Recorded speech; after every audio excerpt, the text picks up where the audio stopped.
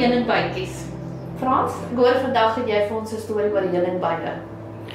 Man, ja, die jare toe ek nog op skool was, het ons nog nie met grade gewerk nie. So ek dink ek was hier in standaard 4 of standaard 5.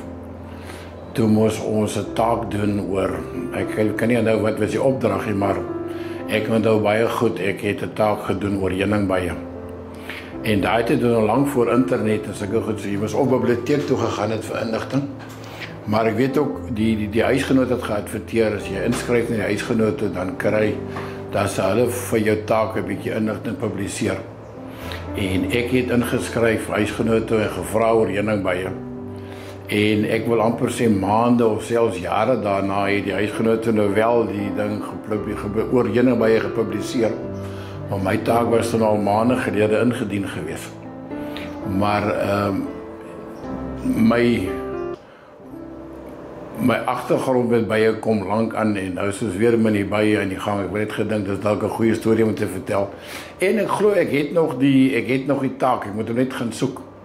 Dan kan ek dalk nog die taak ook wys. Ek weet my sketsvermoë het veel te wense oorgelaat, maar ek het my taak gedoen gekry en deurgekom. Onthou mense, by GL Park is orde en veiligheid, net soos die bye, ons prioriteit.